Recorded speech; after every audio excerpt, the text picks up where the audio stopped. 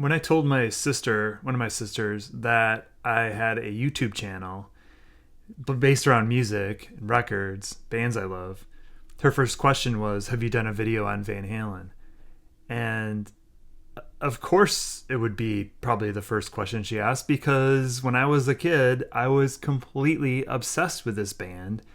So obsessed that I used to teach them about Van Halen and so my two younger sisters in sort of a almost a classroom type setting with curriculum that I developed. And so obsessed that my dad told me once that I was so into this band that I'd probably buy toilet paper if it said Van Halen on it. And I probably would have. I bought every book I could find on them. I bought every record, of course. I read every magazine. I was completely obsessed with this band. Why? Okay, it's 1984, so I got into them with the album that's behind me. And in 1984, I was 12 years old. I didn't have older siblings, so I wasn't turned on to classic rock or really any kind of music at all, other than what I discovered on my own or with friends. Some older siblings, I think, got people my age into Kiss, and I remember in elementary school, some of kids I knew had Kiss shirts on. I didn't really know what it was. I was into kind of getting into hard rock. I had heard Quiet Riot's record Metal Health, which is absolutely huge and kind of everywhere in '83. I think it topped the charts, and I think so, Billboard. It got way up close. And also, I remember Shout at the Devil by Motley Crue had come out, and it kind of scared the hell out of me. I've done a video about that before, and I will talk about that record, I'm sure, again, real soon here. But this record, and in particular the singles, just did something different for me. When I heard Jump for the first time, I believe it was the video. I believe I saw it as I heard it. And I was just like, who are these guys? I just could not believe how good it was in a way that music had never really spoken to me that much before, where I was just like, oh my God, I have to have this. What is this? And it was the first song, Jump, I'd ever heard by the band. I'd never heard a single note of their material before them. And I remember I wanted this record so bad. I wanted this record, and I was getting, I might have been mowing lawns or getting allowance from my parents, but I was in a record store and my mom wouldn't let me buy it. I remember she did not let me buy this record. She thought it was sacrilegious that there was an angel smoking cigarettes on the cover. I was like, who cares? I couldn't understand why that was such a big deal. To this day, I really don't. And in fact, when Eddie Van Halen died, and I sent my mom sent her condolences to me or mentioned it in a text, and I sent back a picture of me now holding this cover up and saying, "Remember when you wouldn't let me buy this?" And she's like, "Yeah, I was a little nutty back then," but they broke down. I mean, when I heard Panama on the radio, the second single, or maybe it was the third, but I hadn't heard I'll Wait. I heard Panama, and I completely lost my shit. I'd never heard anything that cool in my life. I like Jump, but Panama just went to a whole nother level for me.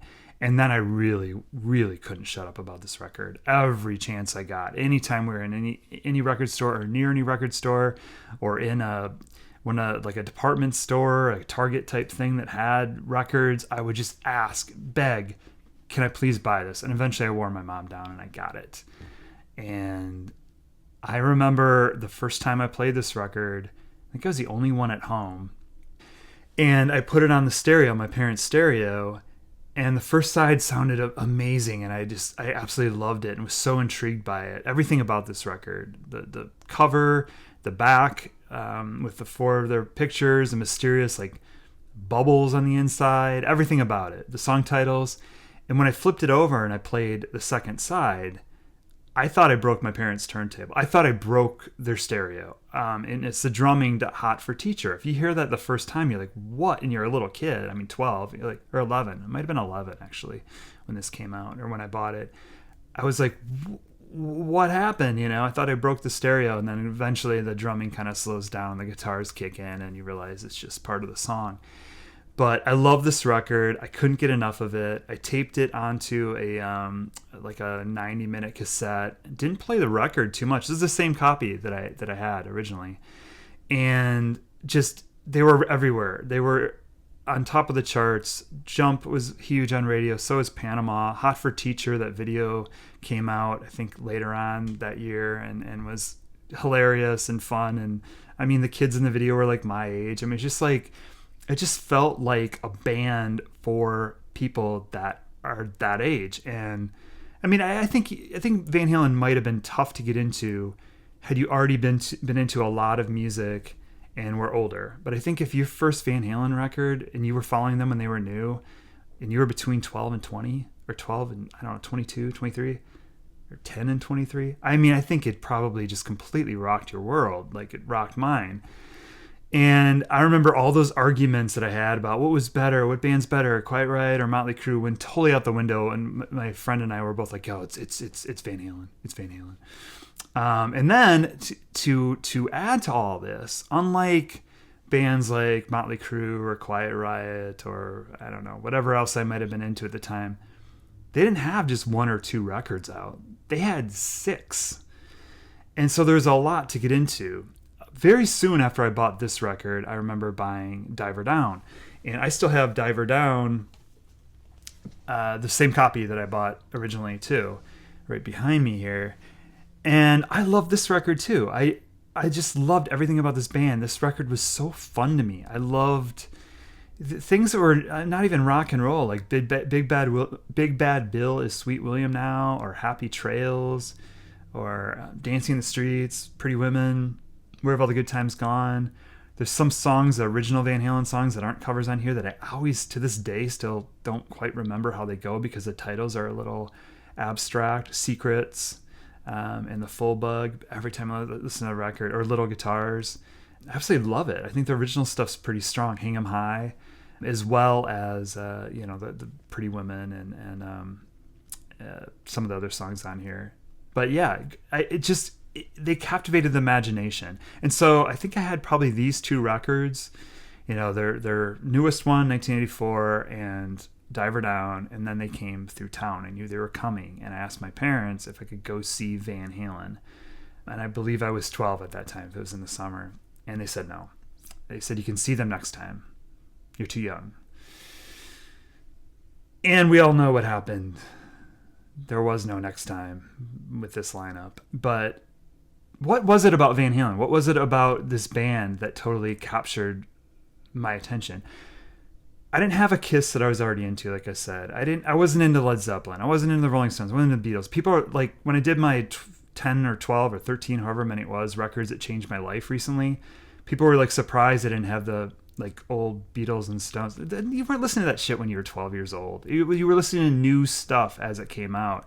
It's only much later that, that I went back and discovered kind of what became before. But what was it about this band? I mean, I can look at them now and go, wow, those were some flashy guitar solos or super busy guitar work going on all the time. And I can notice all the yelps, David Lee Roth. I mean, just constant yelps at the end of almost everything he says. But Eddie Van Halen was kind of obnoxious in his own way. I mean, that horsey sound of the guitar is everywhere too, My dad used to just be super annoyed by the guitar sound that he had. My parents weren't that into music at all anyway, but I can see those things now. But what remains of this band is just the incredible songwriting. These guys wrote really good songs. The other thing that I think a lot of people forget is they harmonized. They had not only very well written songs, but they had incredible harmonies. The choruses would come out, and it would just be these background vocals that really cemented the song. I mean, yes, Roth is not the best singer. He's one of the most creative. I think he's one of the most provocative frontmen. I think he always had just a swagger and King, Lord of cock rock. There was no other cock rock singer beside. I mean, the guy was like a powerhouse. You watch those videos, I didn't have a crush on Van Halen. I'm attracted to women, but I wanted to be Roth. You know, he was like something that I just was like, wow, this guy's got it all. This guy's like, holy crap, is this guy cool? And by extension, yeah, I thought that Eddie Van Halen and the rest of the band were pretty cool too. But I was always kind of Roth was kind of the guy for me, that I was probably more into. I mean, I was into all of them, but I mean, he's a front man. He gathers a lot of the attention. I certainly wasn't listening to Van Halen for the solos at that time, or really ever. But I will say that what's so interesting about Van Halen is those guitar solos they work.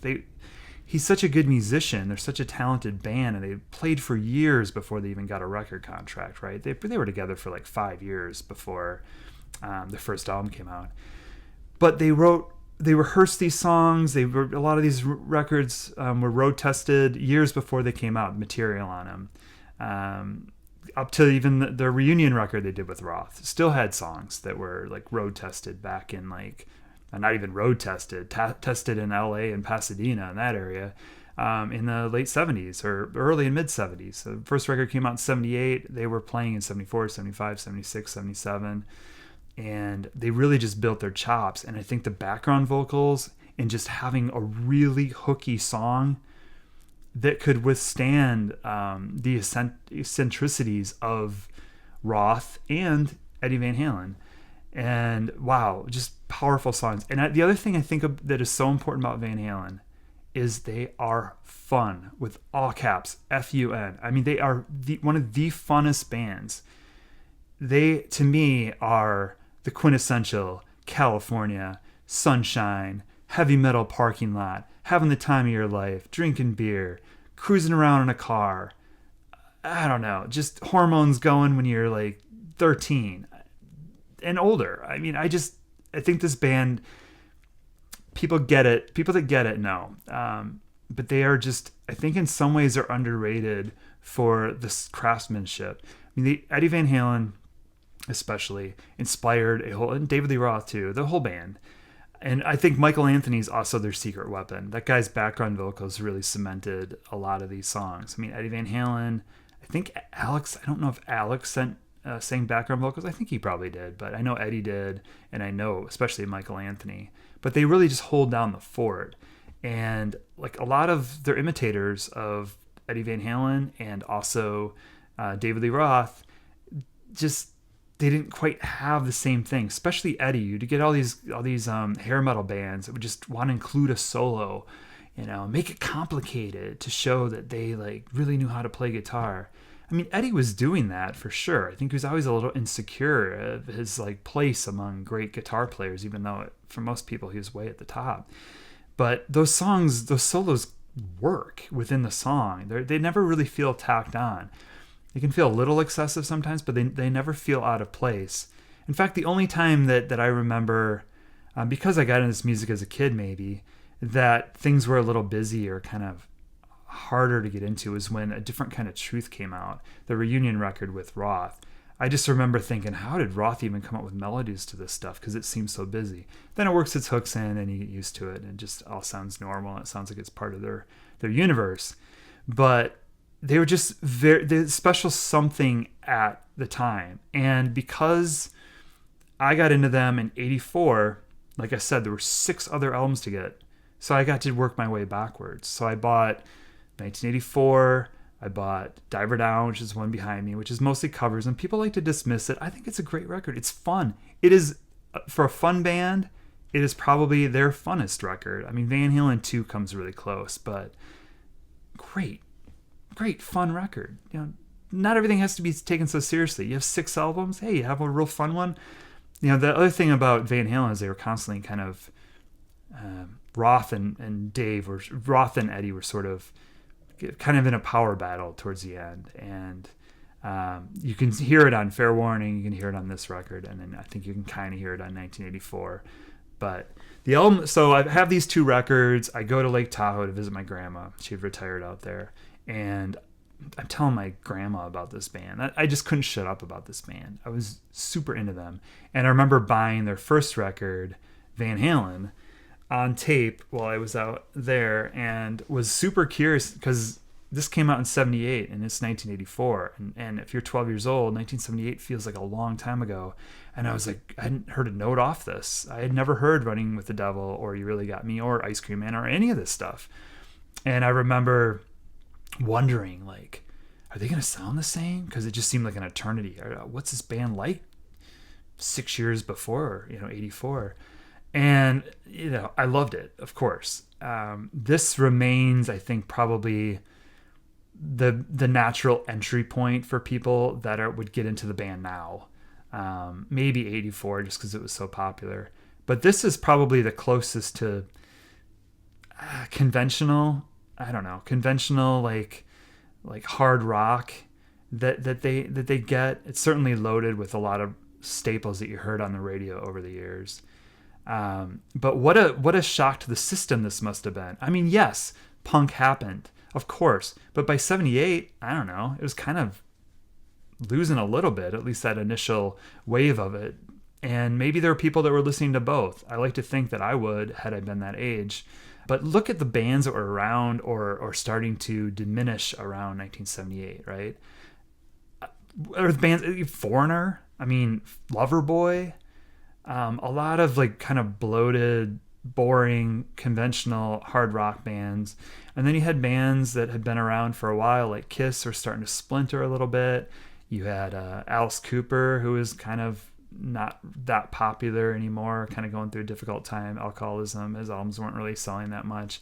I don't know that there was a whole lot to be really excited about in the world of hard rock, especially stuff that was more metal. Black Sabbath were splintering. I mean, on the verge, or they did break up soon afterwards. I think Never Say Die came out in 78. Van Halen actually opened up for them on I think their last tour with Ozzy, the original lineup, Van Halen's first tour.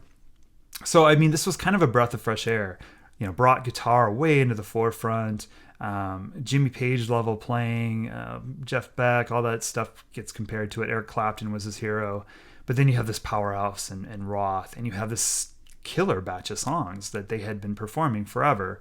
Running with the Devil, Ain't Talking About Love, On Fire, Jamie's Crying, Feel Your Love Tonight, Little Dreamer, Ice Cream Man, and the cover of the Kinks, You Really Got Me, which I will say it out loud.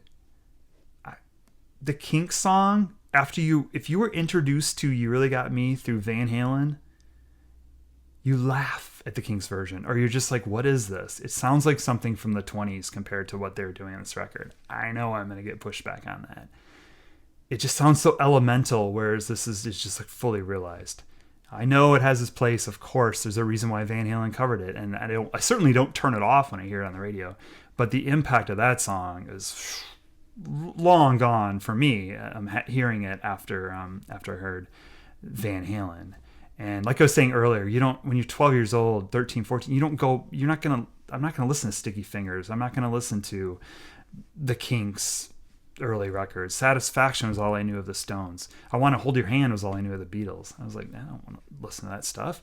So this stuff was the current music. This is what I was listening to. And this record blew me away. So much so, of course, that I had to go get the other ones.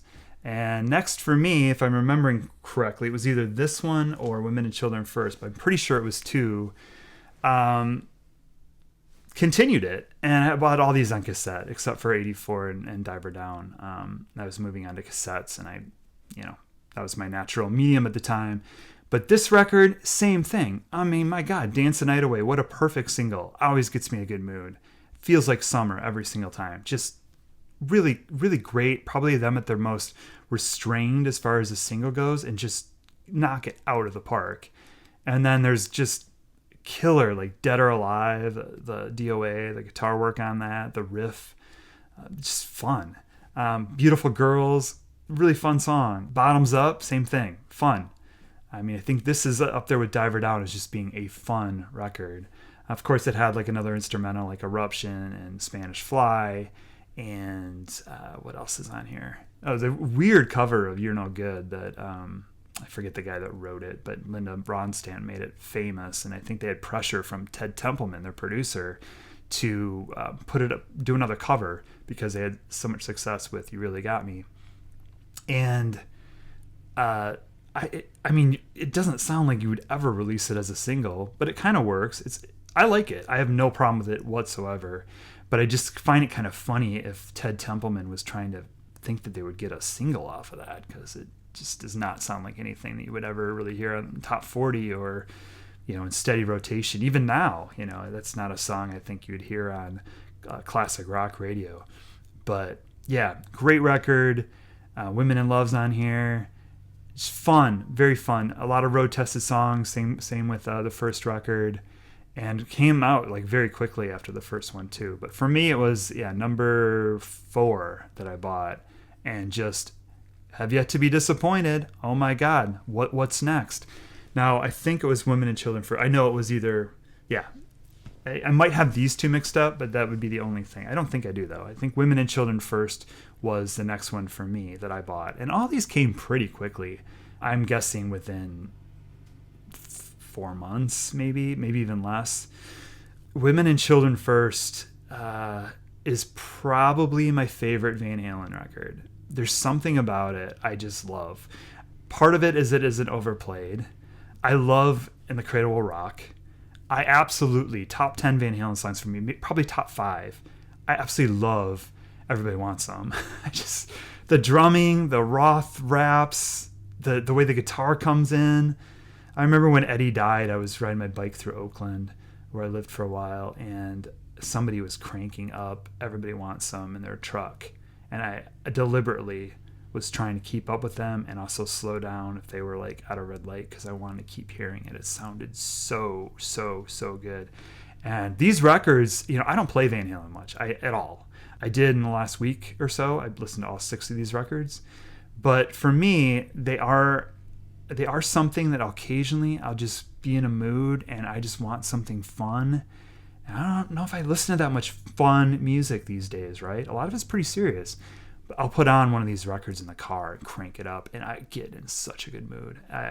They're really, really fun records. And this one has just killer rock songs on it, like Fools and Romeo Delight is just a blast. I think it's a little weird on the second side. I'm not a fan at all of Tora Tora and Loss of Control. I think Loss of Control is probably one of their most obnoxious songs. But I absolutely love the acoustic-y type things they do with Could This Be Magic and Take Your Whiskey Home. And I love In a Simple Rhyme. Yeah, love the cover of it. I also really love, and I think I had a poster of this, I love this back cover. And to me, that was just like, I don't know, something about that was just like, that's my band. God, I love these guys. All right, am I forgetting anything? I don't think so.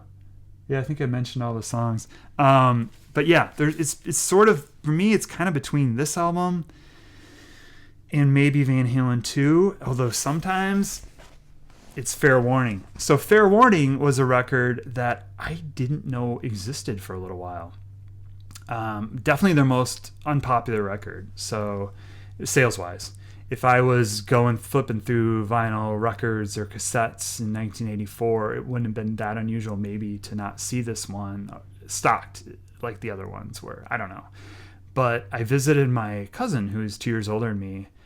Our families are getting together for something, and he was asking me what kind of music I was into, and I said I was really into Van Halen, and he gave me a copy of Fair Warning, a record I didn't even know existed at the time, and I was like thrilled. Do you mean there's another one? And I could not wait to get home and play it, and I love this one too. I absolutely love this one too. I remember I had a paper route, and I have memories of listening to this record a lot, as I used to get the papers delivered in stacks, and then I'd have to like fold them and put rubber bands around them and then go deliver them. And when I was folding papers, I remember listening to this record like out on the front deck porch of our house, and I remember listening to it a lot. And there's certain songs where I might have turned down the volume for a second because there's like a cuss word in it, Sinner Swing, and maybe Dirty Movies. Although I don't think he drops the F-bomb in that one, but learn to love this record too. It's I love Hear About Later. I love So This Is Love. Absolutely love Unchained. Love One Foot Out the Door. Mean Streets is cool. Dirty Movies, it's kind of a darker record, but push comes to shove even. I don't know. I like it. This is kind of where that power struggle began, though, between Roth and Eddie Van Halen. Apparently, Eddie got a little tired of, I don't know, maybe the humor on those Van Halen records, the fun part of it, wanted to be taken more seriously as a musician, and I guess he really took control on this record, going back into the studio when everybody else is gone and continuing to work on things, maybe delete some things. It pushed it in a much darker direction than some of their other records. There aren't really, other than maybe So This Is Love, there aren't really Unchained. I don't know. It's still fun, but it's not as fun and not as light and not as party rock heavy as some of their other songs, other albums. But another great record. I think this was probably the era that, if I could go back in time, I would probably want to see them the most in. And maybe it's due to those shows, and a couple shows I think were shot in Oakland, and they did videos for Hear About It Later, Unchained, and So This Is Love, which were kind of in pretty heavy rotation for a while. And I remember seeing those and being super impressed and absolutely loved seeing all of that era of Van Halen and all of it. But that in particular, because I got to see how they were live, really made an impression. So I think I'm going to take a break here and split this into 2 parts because we're getting a little long. But I will be back with part 2, which is, what happens in part 2. I'll get into more about the band and what I like about them as well, but I think we all know what happens in part 2. So tell me, how old were you when you got into Van Halen? What do you think about, what was your favorite record? Did you get to see them live? Classic lineup. I'd love to know those things. Thanks, everyone.